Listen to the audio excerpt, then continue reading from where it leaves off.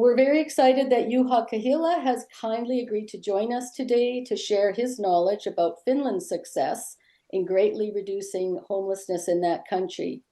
And it's at 7 o'clock in the evening in Finland, so it is very generous of Juha to spend his evening with us today. I'm going to say a little bit more about Juha in a bit, but first I'd like to say a few words about the Social Housing and Human Rights Coalition for those of you who are new. So Social Housing and Human Rights is a coalition of individuals and organizations focused on advocating for an expansion of social housing in Canada. And you can find more information about SHHR on our website, which is www.moresocialhousing.ca. SHHR is a unique coalition here in Canada. We're very focused on the expansion of social housing, and that is really our sole purpose, to focus on social housing expansion.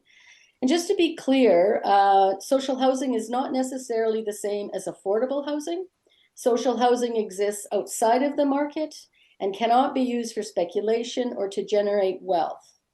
Owned by public, nonprofit, or cooperative housing providers, it cannot be owned by private housing providers, and rents are subsidized to be less than 30% of household income or equivalent to social assistance housing allowances. And in Quebec, the threshold is 25% of income. And so just to make clear that that really is something that we should be aspiring to as well. Social housing is targeted at low-income renters in core housing need and people experiencing homelessness. So I also wanted to just remind people that we have a call, our calls to action. And so, Kim, if you could just put up the next slide. So these are our calls to action that we've been focusing on. Again, really making clear that, you know, there are many, many things that need to be done, but our particular interest is making sure that we expand the supply of social housing. And so these are our two calls to action. And again, you can read more about those on our website. And I also wanted to just encourage people that if you haven't already done so, that you can take action. And so in this next slide, it shows you how you can endorse our campaign and how you can participate in our letter writing campaign to the Minister of Housing. And we often have letter writing campaigns on our website that we encourage people to participate in. So if you're not already a member or connected with SHHR, I encourage you to go to the website and do that. So just quickly, I'll go over what the plan is for the webinar. So briefly, Juha is going to provide us with a presentation of about 35 minutes. We're going to then follow that with a Q&A, and Kirsten Burness is going to facilitate that for about 15 minutes. Just to be efficient, we're asking if people could message Kirsten directly with your questions throughout Juha's presentation, and then she will direct as many of those as possible to Juha upon completion. And we want to wrap up the webinar at 1 o'clock. So that is the plan. So I'll now like to properly introduce Juha before he begins his presentation. So I had the pleasure to meet Juha last month during the Canadian Housing Renewal Association study tour in Helsinki, Finland, and Juha was our generous host and took us around to visit many different initiatives, and it was very inspiring to see what's happening in Finland. As I'm sure you all know, Finland has accomplished what no other country has accomplished, the near elimination of homelessness through its housing first approach and its long-term commitment to social housing. Juha is the head of international affairs at the Y Foundation, Finland's largest NGO providing housing for people experiencing homelessness and affordable homes for low-income households, with a housing stock of more than 19,000 apartments across the country. A passionate advocate for housing as a human right, Juha leads international collaboration through his roles as coordinator of the Nordic Homelessness Alliance and facilitator within the Housing First Europe Hub, connecting practitioners, policymakers, and research across Europe to advance housing first and prevention-based solutions. Before taking on international work, Juha led Finland's National Housing First Development Network, bringing together all major actors in homelessness policy and practice. His career has spanned every level of the field, from frontline support work to service management and CEO roles in Housing First organizations, giving him a rare, comprehensive view of what it takes to end homelessness in practice. He holds a master's degree in social services and continues to be driven by a simple belief: no one should be without a home in a society that works. So with that, I would like to now pass things over to you, Juha. Thank you so much for the kind introduction. So many nice words. Those words will make me smile. And thanks again for being here in Finland with the group. We really appreciate the visit as well, and all the feedback we have gotten from the other NGOs and different people has been really positive, and they have really liked the way you communicated with the tenants and so forth. So kudos to that for you. So good evening from Helsinki, Finland, and it's 7 p.m. here at the moment. I'm alone in the office, and more than happy to give you a short presentation about the work we have been doing in Finland, and then take some questions as well. But now, after all the years we have been doing the Zoom and team presentations, I will need to once again ask right now that can you see my slides? Yes, you can. Great. So, ending homelessness the Finnish way. So I come from Y-säätiö in Finnish, Y Foundation in English, and we have been around since 1985. So this is a big year for us. It's we have become middle-aged organization, and we were founded in 1985, and 1980s was a big decade in Finland when it comes to homelessness and housing policies. In the 80s, we had over 20,000 homeless people, many people on the streets because we didn't have enough homes, not enough shelter beds, not enough anything. And the reality was that quite many people died on the streets. And that's when a couple of politicians, activists said that enough is enough. We cannot have our own people dying on the streets. We need to do something. And that was the founding, that was the spark for the Y Foundation, for example.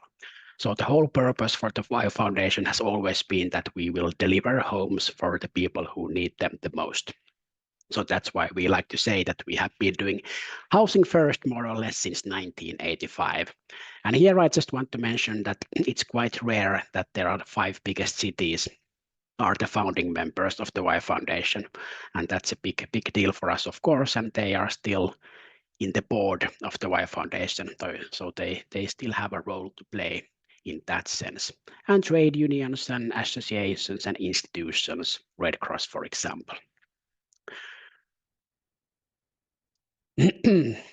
So we are the landlord. That's the main thing we are doing. We do a bunch of other things as well, but building affordable state-subsidized homes is the #1 thing we are doing.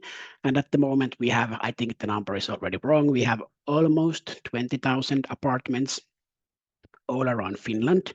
And we have 2 different kind of housing streams. So we have the Y homes, rental flats for groups with special needs, mainly for homeless people, and then the M2 homes. And the difference is that the Y homes we buy from the private market. So they are these individual apartments here and there around the cities. And then the M2 homes, they are like the complete building. So we build everything from the scratch. And that we have been doing since 2016. And all our apartments, they are targeted for impoverished and low-income individuals with urgent housing needs. So in a sense, we don't have waiting list or waiting time because it depends how urgent is your housing need. So in that sense, we shouldn't have any homeless people in Finland, but it's not that simple, of course, unfortunately. So beside building and buying apartments for low income and homeless people, we do a bunch of other things as well. So advocacy work is one of the biggest things. We do that in Finland as well as globally as well. And then our CEO, she meets decision makers and politicians and all different kind of actors around Finland and try to make sure that we would have affordable state subsidized housing in Finland in the future as well. And then we have the international side of the work as well. And I think we are a quite unique organization in a way that one of the spearheads in our strategy, for example, is that we want to end homelessness in Finland and we want to reduce it internationally. So I think that's a quite bold statement, and towards that we are working really hard. We like to say that we are specialists in homelessness work, meaning that we have this development unit where I work, for example, and in the development unit we coordinate the National Housing First development network where I used to work, and it's a really important network. And then, like it was mentioned in the introduction already, it brings together all the key stakeholders around homelessness, meaning the government institutions, governmental organizations, landlords, health sector, justice department, service providers, and so forth, and of course people with lived experience. And what we do there is that we actually develop the work together, meaning that it creates this kind of co-ownership, and those developments would go into real work and we practice as well. And then we do research. So we have 4 full-time researchers here at the Y Foundation doing all kind of research around not only housing first and homelessness, but then again things like affordable housing, housing in overall, and then things like carbon neutrality and green transitioning. Those are also really important things for us as well.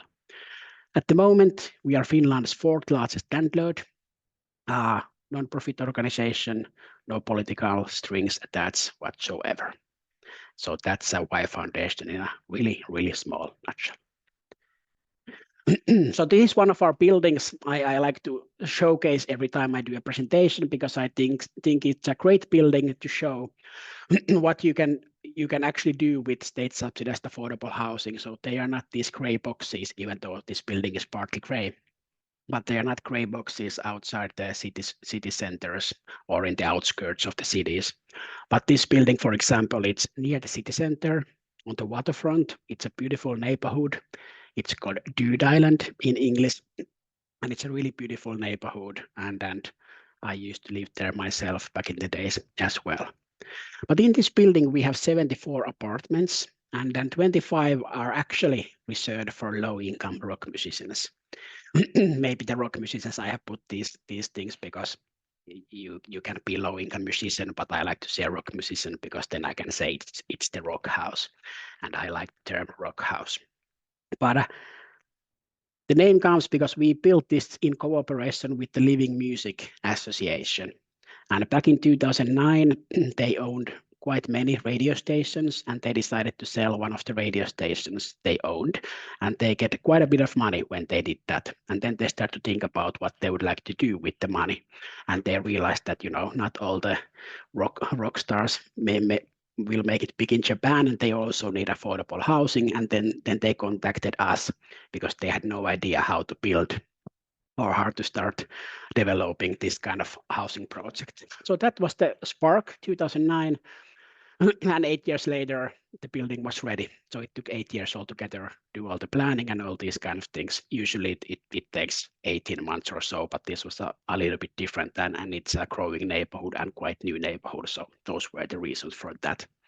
But it's a really unique building because we have built it together with the Living Music Association. And then, for example, in the basement, there are rehearsal spaces, so they have a house band by themselves, for example, and so forth. And for all the tenants living in the building, they can book a time from the rehearsal spaces and go play some rock music or classical music or pop music or whatever they wish.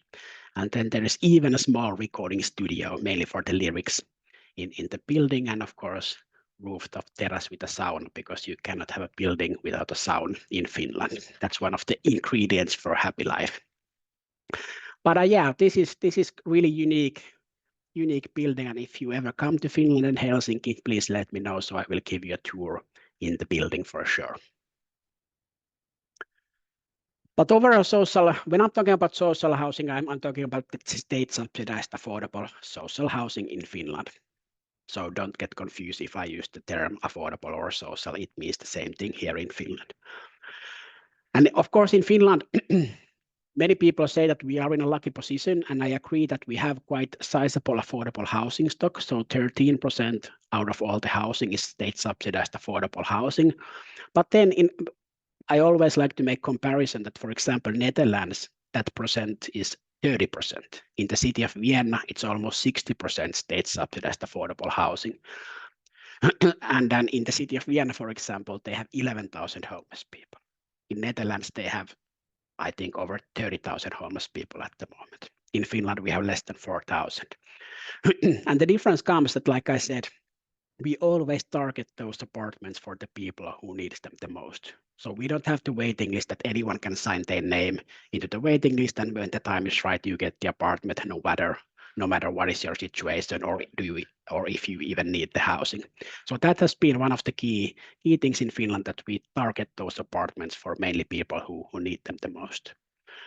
Then the other thing is that I will use Helsinki as an example. But whenever there's a new living area coming to Helsinki, it doesn't matter if it's in the city center or on the seaside or wherever.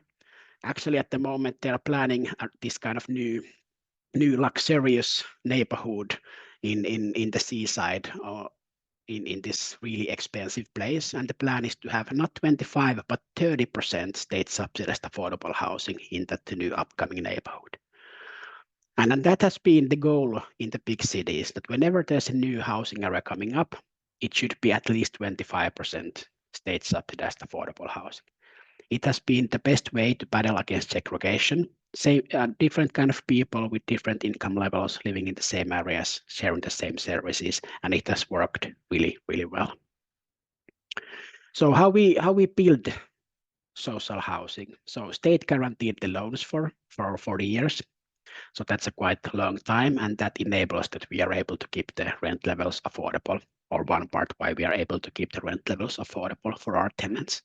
The other part is that they also subsidize the interest rate. So especially in the past 5 years, that has been crucial for us regarding that the interest rates has been skyrocketing in all over the world. So the state subsidized has guaranteed us that we are not going out of business because we can pay the interest back to the banks.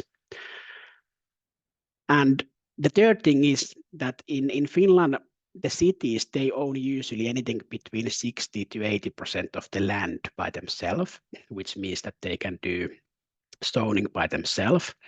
And whenever they are building a new living area, for example, they always lease the land. They are not selling the land. And that's a really good thing. And then the leasing price for us is lower compared to the private market, for example. So with these three things, we are able to keep the rent affordable for our tenants.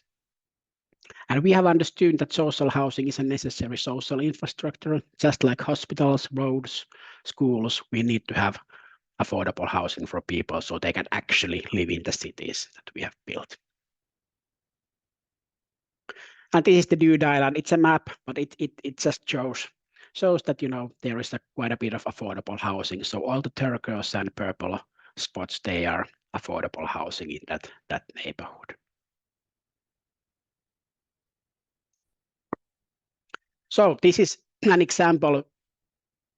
Many people, they usually ask that, yeah, it's affordable housing, but if you are homeless, how the homeless people can pay the rent and services?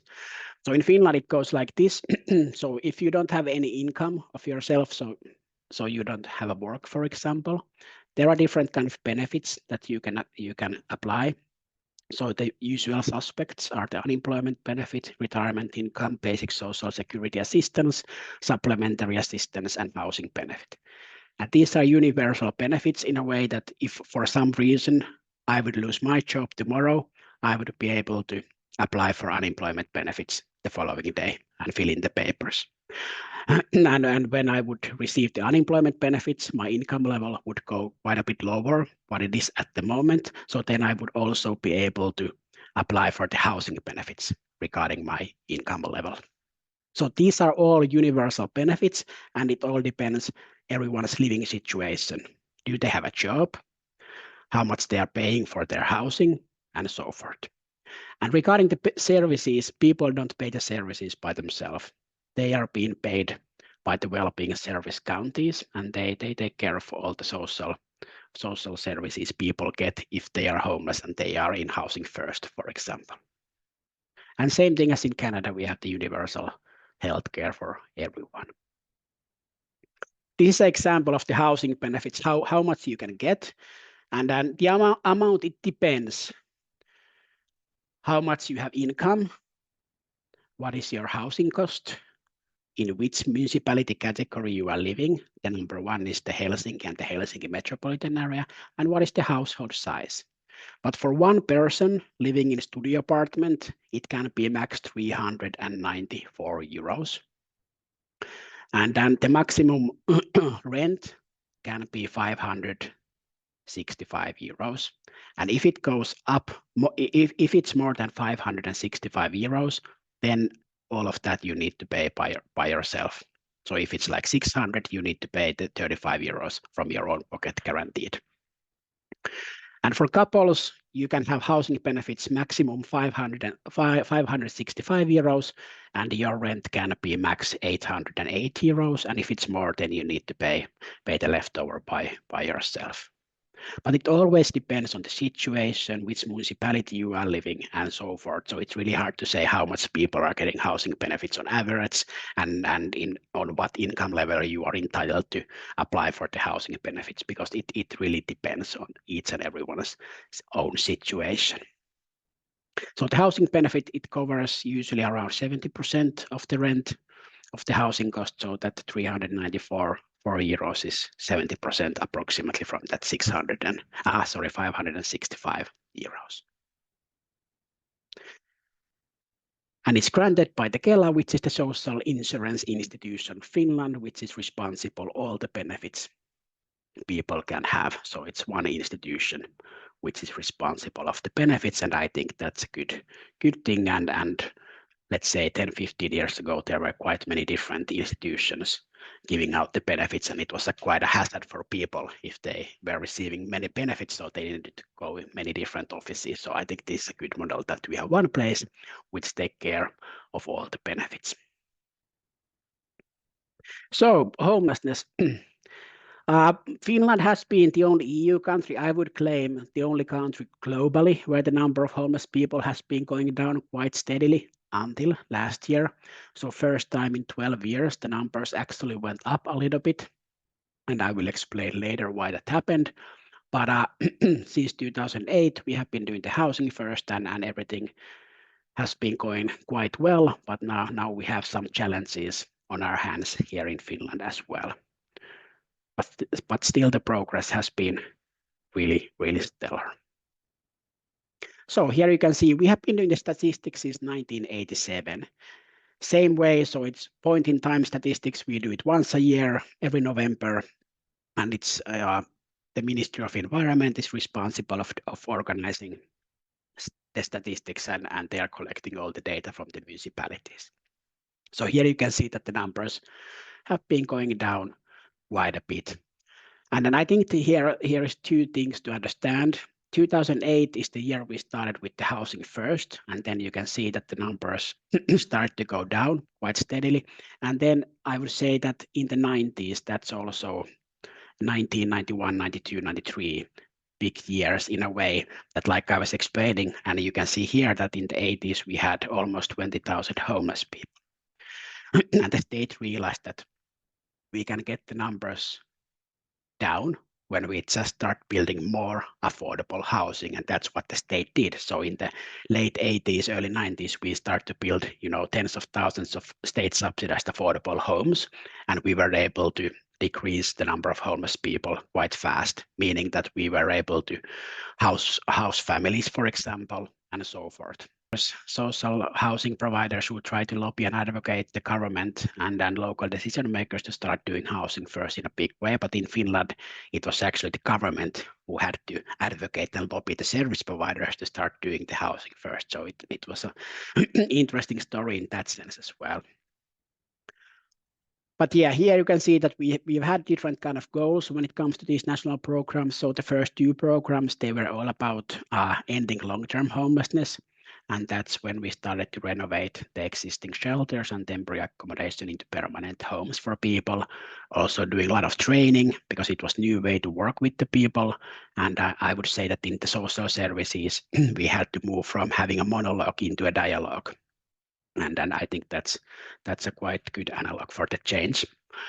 And then the third program was all about prevention, because we realized that prevention and housing first has to go hand in hand in a way that we need to make sure that less and less people will end up being homeless altogether. And then the fourth and fifth program has been more or less about cooperation and these kind of things. And then the circle has closed once again when we have the program to end long-term homelessness once again, then we'll see what will happen.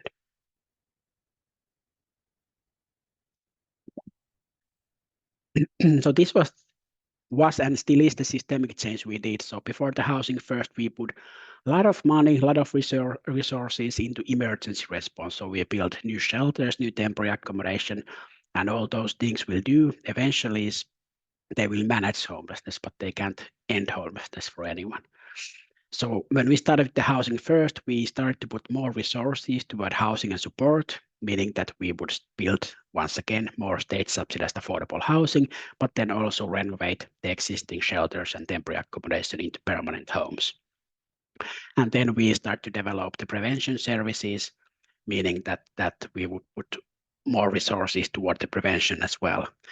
And then I give you one example. In the city of Helsinki in the 90s and early 2000, there was 2,000 shelter beds in the city of Helsinki, and now the number is 200. So it has been a quite big decrease when it comes to number of shelter beds. And this is the Finnish housing first in a nutshell. And I think the biggest difference compared to many other countries is that we haven't designed the model for long-term homeless people or people with severe mental health challenges, addictions, but it's for each and everyone who's facing homelessness. We believe that the basic need for everyone, it doesn't matter if you have been homeless for a week or 10 years, the basic need is the home and then the support services you need. So that's why it's for everyone who is homeless and for those who are on the risk of becoming homeless. So we have included the prevention side of the work here as well. So we have different housing options. I have some pictures regarding those. And of course, tailor-made support as long as needed, because without the support, housing first becomes housing only and it doesn't work. Then the affordable housing, and that's the best structural element against homelessness. And then the prevention of homelessness with different kind of services that I will explain a little later as well as the low threshold work activities. And then the work activities has been really real game changer when it comes to these single site housing first units, which I will show you in a bit. And the number 6 is my favorite part. It's the normality aspect that, everyone, they are living in same neighborhoods as anyone else, and they sign normal rental agreement as anyone else, same rights, but also same responsibilities. They use the same social and health services as anyone else, and they might need some kind of support every now and then, but who doesn't? I think that's fair to say as well. So we go to the housing options. 80% of the formerly homeless people, they live in the scattered housing, so the individual apartments here and there around the cities, and then the support is done by home visits mainly. And then 20% are living in these housing first single site units, which we renovated from the shelters. And then we have this new hybrid model, which is maybe not even 1% at the moment, but it gives you an idea that we try to think outside the box with the housing, with the housing solutions as well. And I think one of the main things has been that we have constant dialogue with the people, the tenants and the current homeless people, what they wish when it comes to their housing in the future or at the moment. And scattered housing, this is just to demonstrate the building with the yellow stripe. It's our building. We have built it 2016, I believe. 64 apartments, and there is 3 apartments for formerly homeless people, and then our partners are offering the support as long as needed. And the other buildings here in the picture, they are owner-occupied buildings, so people own their apartment, and then it's a good gateway to have different people with different income levels sharing the playgrounds and services in the area. And this is what I mean when I'm talking about the renovation of the shelters into housing, that this is what one of the buildings used to look. So it was a shelter, 44 bed places, 4 people would share a room. Support was basically non-existent. The workers there, they were good people, but they didn't have the right tools to work with the people, so they could mainly just throw people out if there was a fight or something like that. After the renovation, it looks like this. So it's like a normal apartment building, 33 individual apartments for people. And then people have signed normal permanent rental agreements. And then in the downstairs, there is support on site 24/7 available. And it's done by the Salvation Army as a service provider. And in these units, they do the low threshold work activities, for example.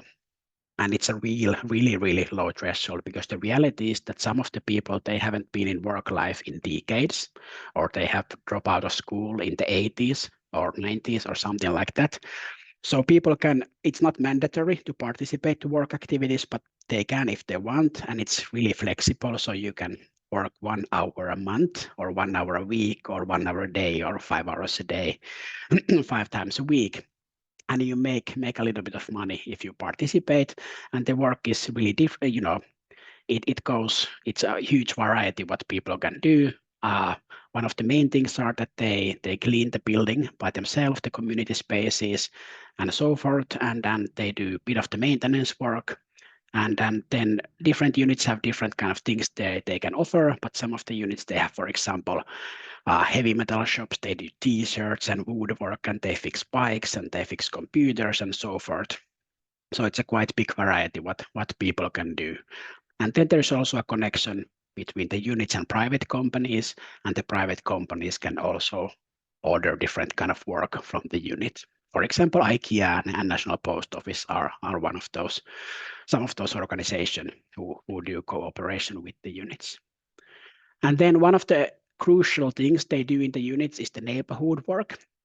And that's part of the work activities as well. So each and every morning, some of the tenants, they go across the neighborhood and collect all the trashes to make sure that, everything is clean, not just in front of the building, but in the whole neighborhood. And they want to show to the neighborhood that, hey, we are part of the community and we want to do our part here as well.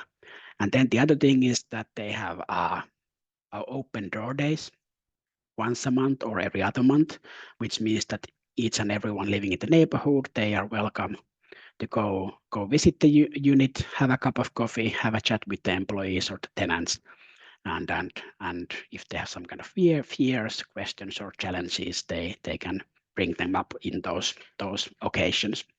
And it has been really important, and people living in the neighborhoods, they have really appreciated that. And it has created a good relationship between the unit tenants and the others living in the neighborhood. And here you can see normal studio apartments, kitchen, bathroom, oven, fridge, and then people buy the furniture by themselves because it's their home. It should look like one. And then if they don't have any income and they are living with the benefits, they get a little bit of extra social assistance to get the essentials, and then little by little they can buy more stuff. And here is one of the hybrid models. So we have built all these buildings, and then the ones with the black boxes, they are like normal state subsidized affordable housing for low income people, and then there is small housing first unit there in the first building. I believe it was 21 apartments. But here I want to just say that the day center has been the most valuable thing in this block of buildings, because the day center is open for the whole neighborhood, and the neighborhood, they have really taken that day center into their own living room, sort of speak. So they have their different kind of things going on on a weekly basis. I think nowadays they have book club, they have food club, there's a photography school, computer classes, and all different kind of things what you can think of. And the great thing is that, of course, the people living in the housing first unit, the formerly homeless people, they can attend into these activities if they wish. And the feedback from the tenants has been that it has been a great gateway to integrate into the community and make new friends because of that. So I hope to see more these kind of developments in the future. And these are the other hybrid solutions. And The first, I will not talk about the scattered unit so much, but the first one, the dices, because I think that's really important model. So in the yard where is snow, you can see 6 individual dices. They are studio apartments, fully equipped studio apartments, and people signed rental agreement as anyone else. And behind those dices, there is a small housing first single site unit with 20 apartments. But these 6 apartments are meant for people who haven't made it anywhere in a way. So they have been going around shelter, temporary accommodations, housing first scattered site, single site units, and nothing has worked for one reason or another. So then we sat down with these people and had a quite honest discussions that what could work when it comes to their housing. And this is what we made out of those discussions, 6 individual dices, because one of the main things the people said, and don't get me wrong, they have quite severe mental health challenges and addictions, but they said that they fully understand that they need the support to be on site, that it's easy access to the support. But then the other thing was that when they open their front door, they don't want anyone to be there. They want to have silence when they open the front door. So in that sense, this solution has worked quite well, that there is the on-site support available when they need it, but when they open the front door, they can see forest or trees or snow, but no, not other people or anyone going in the aisle or anything like that. So it has worked really well, and no evictions. They have been living there for, I think, almost a year and a half now, and then I think we can already say that, even though it's not a cheap concept, it has already saved money as well, because otherwise these people would be going around the services, hospitals, jail, and so forth. But what I want to say regarding this is that it's really, really important to have the discussions with the people. What do they need? Of course, I understand you cannot, make everything that they wish for, but at least have the honest conversations, discussions, and see if there are some possibilities to do something. So I'm just looking at the watch and I'm glad that we are coming to the end soon.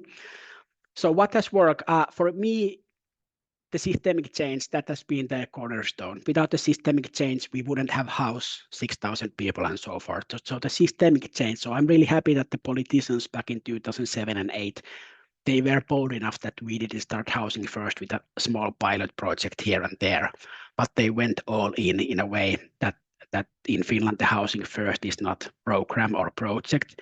It's more like the holistic approach, how we do the work around the homeless sector. And then the other thing is those different housing solutions, because I think what has bothered me in housing first quite a bit sometimes is that when we talk about the support side of the work, we always talk about the tailor-made support and so forth, and I totally agree.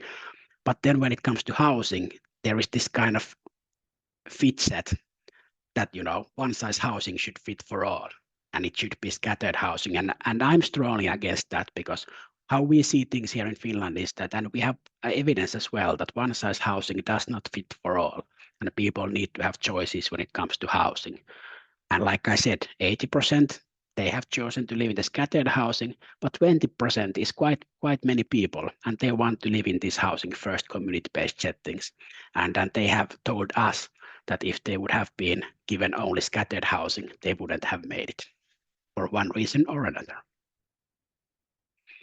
So prevention, housing advisors, preventing evictions.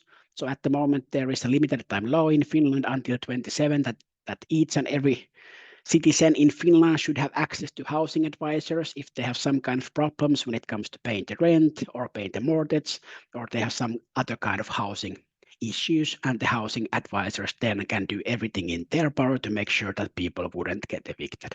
So guide people towards the right services, see if people have claimed all the benefits they are entitled to, and different kind of things.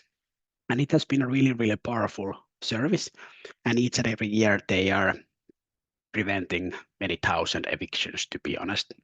So it's a really, really important that we have included the prevention inside the housing first as well. Then I would highlight the culture of collaboration, because in quite many cases, the housing, health, justice, social services, they are working in their own silos, and you need to have each and everyone on the same table to have success when it comes to ending and decreasing the number of homeless people. And then, of course, political will can help as well. But it's not a fairy tale. Like I said at the beginning, we have our own challenges at the moment. And the biggest has been the current government challenge at what they have done. So they have been cutting social benefits from the people, cutting NGOs funding, and in their minds, we should build less affordable housing in the future. But I'm glad that hasn't happened not yet, and I hope that we will have actually the next election spring 27, and I hope that they will not make any decisions regarding that before that. So we'll see what will happen. But I think this proves that it has took us quite many years to accomplish something quite unique on a global sense at the moment, and it has took only 2 years from the current government to undo some of those success stories we have made regarding that first time in 12 years the number of homeless people is going up, and it's all because of these two things: cutting social benefits from the people. It has really been quite shocking to see how fast people end up in a situation where they just can't afford their housing, even though they would be living in an affordable home. So that has been one of the cases I'm really unhappy about. That in Finland we were almost we had almost ended the homelessness due to poverty, and now it has made a comeback, and we'll see what the future brings. But my predictions are that unfortunately the number of homeless people will go up this year and next year as well, and then we'll see what kind of government coalition we'll get in the next elections 27. But this just shows how fragile the system can be still, that because even though we have done the systemic change and everything between, but when you start taking out the puzzle pieces from a puzzle that has been quite complete, you can see the consequences on a quite rapid pace. A few more slides and then I'm done. So I think this is still reality that in Helsinki we have more or less ended street homelessness. So there are not too many people on the streets, and this is how we communicated the start of the housing first to the public as well. That when we are taking care of the most vulnerable people in our societies, we are actually creating better cities for everyone: the local communities, neighborhoods, visitors, and tourists, and also for businesses and investors. So doing the right thing creates better cities and better communities for everyone. And I think that's important also to communicate to the public regarding that they are able to understand different kind of reasons why we are doing it. And sometimes that's not enough. So then we have made some studies in Finland, and there are many studies done globally as well. I think in Canada at the moment there is quite many stories going around the Dan House in Toronto, how they have been able to showcase already how they are saving money from the city of Toronto. And then the same thing in Finland. When we are taking care of the people, they get the home, they get the support they need. We are actually saving resources and money from the society and from the municipalities. And of course, the main idea behind that is that we are doing the right thing, and housing is a human right, but these things helps when we are having the discussions with the decision makers and politicians. So this is something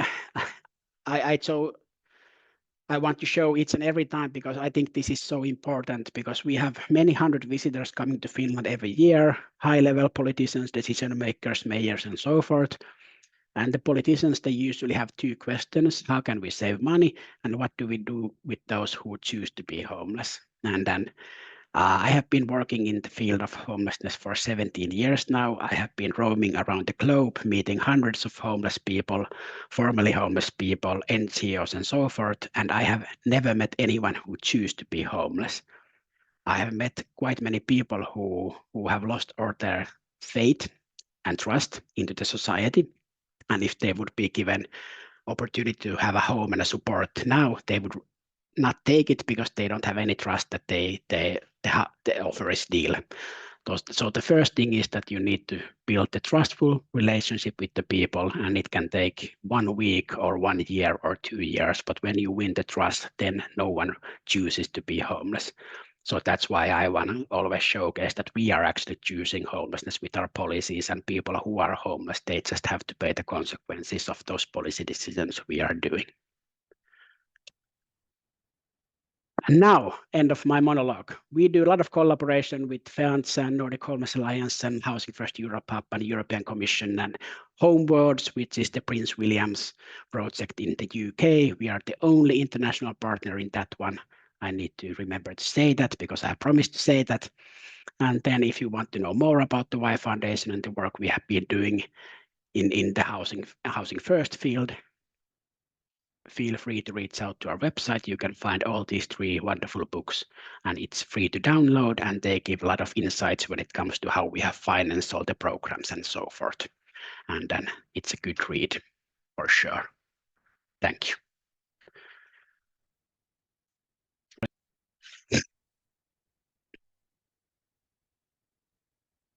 Great, thank you. So Kirsten is going to facilitate questions. Over to me now. So yeah, we had a bunch of questions come in. So I've tried to sort of lump them together by theme, hopefully. So I'll throw a few over to you, Juha, and you can do your best with them. But some of them that came in were around what you had mentioned with the requirement of, I think it's 25% now, and you're aiming to have 30% of new developments that are include affordable stock. And so the question around that is, like, where is that requirement in terms of like policy or law? Like, is it in legislation, and what kind of mechanisms exist to ensure that that percentage threshold is met?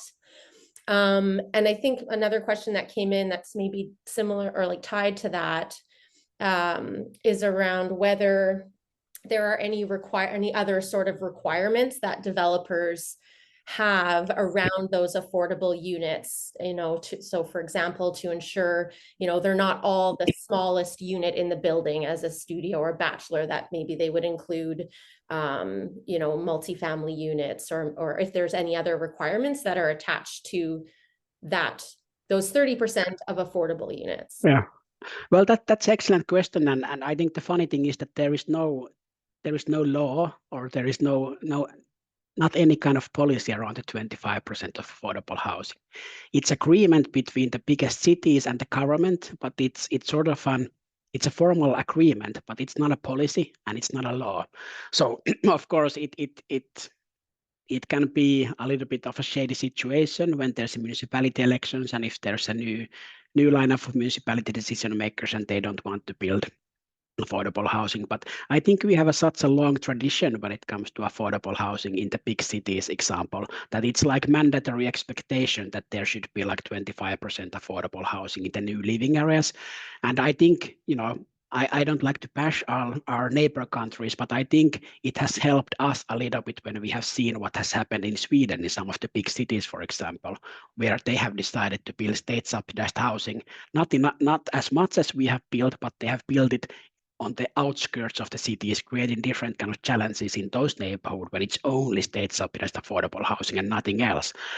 So I think there's a quite good common understanding between the municipality politicians and within the public as well, that it is something that we need to do, and it's the right thing to do, that the people living working in the low-income industries in the big cities, they should also be able to live in those big cities and each and every neighborhood. So I think that's one of the big things, that there is this kind of, some people might call it naive belief to each others, but I think that what has happened in Finland, that there is this kind of belief that we believe in each others, and the city decision makers, they also want to take that further. So it's not a law to have 25%. And then in the Dude Island, for example, where I sold the rock house, they haven't reached the 25%, so it's more like 21%. But when you have a goal of 25 or 30%, I think when you get close enough, you're doing quite well. And then in the other new location on the seaside, quite near the city center, called Kalasatama in Helsinki, they have managed to build 22% affordable housing. So that's something that I think have managed to do quite well as well. And then when it comes to what kind of apartments we build, it comes what the city needs. And then so there are different kind of apartments in every building, studio apartments, 2-bedroom apartments, big family apartments. So it's a mix of different kind of apartments. And then I would argue that before the COVID, we built quite a bit of studio apartments because quite many people moving from rural parts of Finland into the big municipalities and big cities like Helsinki, they were moving alone. So there was a need for more studio apartments. But I think now when we are closely going back to normal, hopefully, there will be more of different kind of apartments coming into buildings as well, and I think that's a good thing as well. So we have families and we have couples and we have single people and everything between. Great, thank you. We also had a bunch of questions come in around the housing partnerships that you have. So folks seem to really love the model that was used for the Rock House and wondered if there were other housing partnerships for specific groups of people. Someone was asking if there's anything to ensure the housing is accessible for people with disabilities. If there's any social housing designated for seniors specifically, and if there are any special consideration around the unique supports for seniors. And then a specific question around that open door initiative and whether that was practiced in any other housing. So a bunch of questions, try to wrap up there. Yeah, so actually we have built another building in the city of Tampere, which is 2 hours from Helsinki, once again together with the Living Music Association. Because the city of Tampere, it's like the theater capital of Finland. So there are many people working in the theater industry who need affordable housing. So what we did together with the Living Music Association, that we built a joint building there as well. So there is, I believe it's a little bit bigger, almost 80 apartments, and 30 apartments are meant for people working in the theater industry. So that kind of work we have done with the Living Music Association.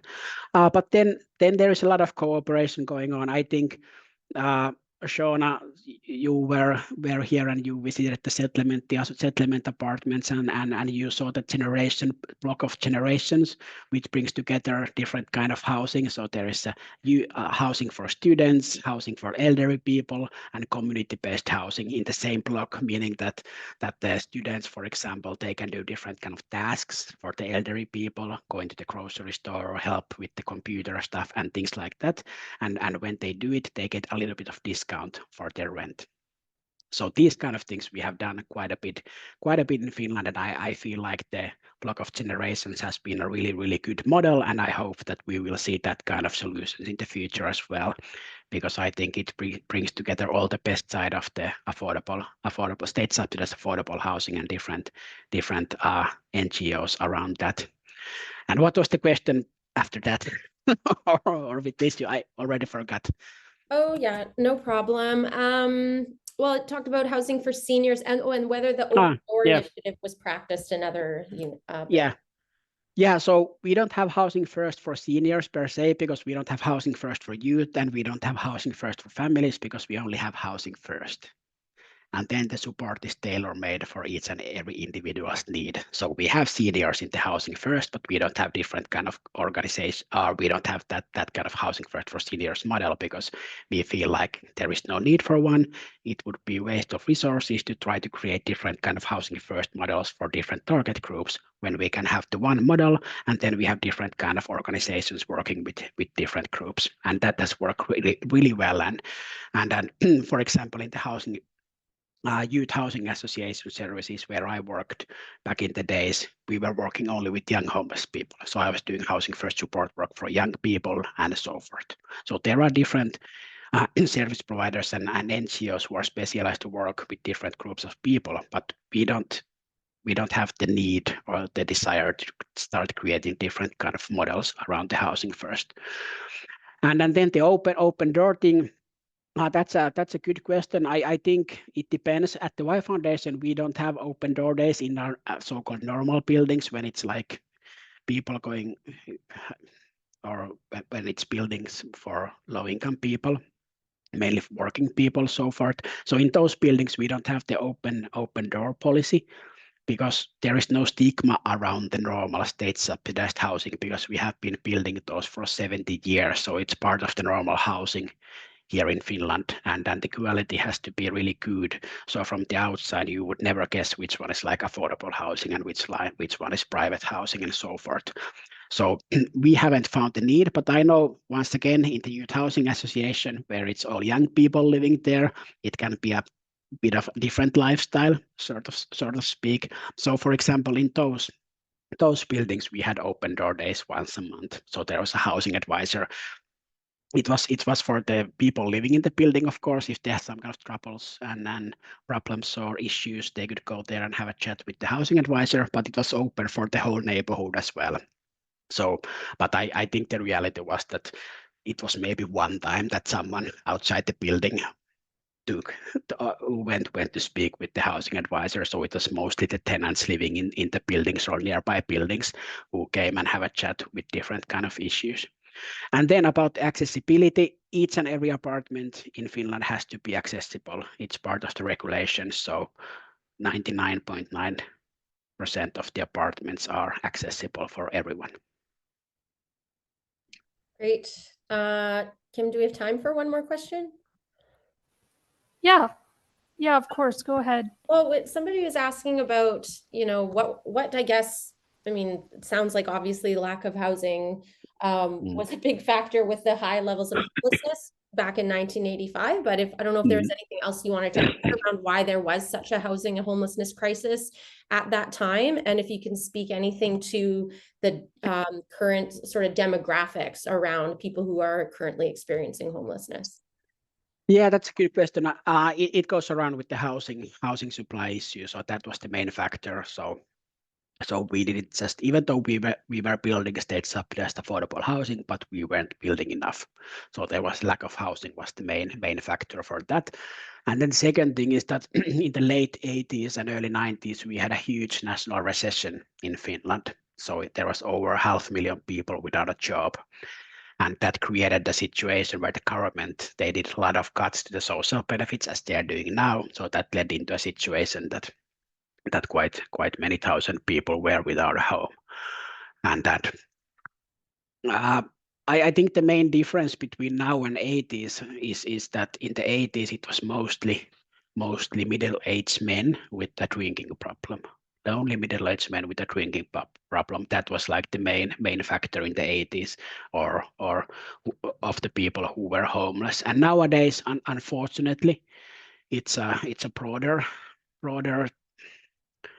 issue, meaning that there are, I would still argue that 70% of the homeless population, they are men, 25-30% women or non-binary. But like I was saying, now we are seeing the situation where there are people entering into homelessness with the only issue is regarding the lack of money. And that hasn't happened in Finland in, I would say, 20 years. That lack of money is the only reason why you are homeless, and that's quite frightening in a way. That I hope that we will figure some things out, that we are not falling back into the era before the housing first, and we could keep the good development going on. And then, of course, I understand that in the Finnish context, there hasn't been, immigration is not an issue here per se, same kind that it can be in some other big cities and countries in Europe, and Germany, France, UK, for example. And I believe in Canada, the immigration levels have been quite high as well. So in Finland, that hasn't been an issue. But of course, the reality is that unfortunately, people with immigrant backgrounds, they are overrepresented in the homelessness statistics as well. So 25% of the homeless people, they speak some other language as a first language other than Finland. And then I have to say it like that, because in the statistics, we cannot ask people's country, we can ask the language they are speaking. So that's why this kind of detour around that question. But and then one of the things that's worrying me a lot, since I have been working in the youth housing for a long time back in the days, is that the number of young homeless people has risen as well because of different kind of issues. And I think at the moment we have quite many new synthetic drugs on the streets, and that has created a situation where the rehabilitation and the support services, they can't handle the service need of the people they have at the moment, and that has led into a situation that people have to wait before they can have access to services. And of course the wait creates different kind of challenges for people, and for some it means that they might end up being homeless or something like that. Thank you very much. So I think we're probably out of time. The other more common questions that came in, Kim, you can probably answer. One is if that will be a recording sent around, which I'm assuming we will have. It looks like we were recording. Yeah, there will be a recording of the webinar. And people were just asking if it's possible if we could share your slides to them. Yeah. For the people who joined the webinar, I'm more than happy if you shared them. Yeah. And if Great. you have any more questions, in the slide deck, there is my email address, and I'm always more than happy to organize Teams meetings or anything between and answer the questions that you still might have. Great. Well, thank you so much, Juha. It was good to see you again. And we're also hoping that we might see Juha in Winnipeg in the new year. So we'll follow up and let people know about that. But I think we'll end things here. And again, thank you all for joining us. And if you haven't already, be sure to go to our website, become a member, support our calls to action. And again, just important that we continue to make this a priority. Try to make this a priority for our governments, as we all know that we're in desperate need of more social housing and the supports. So thank you all, and enjoy the rest of your day. And Juha, enjoy the rest of your evening. I will. Thanks for having me, and have a good day.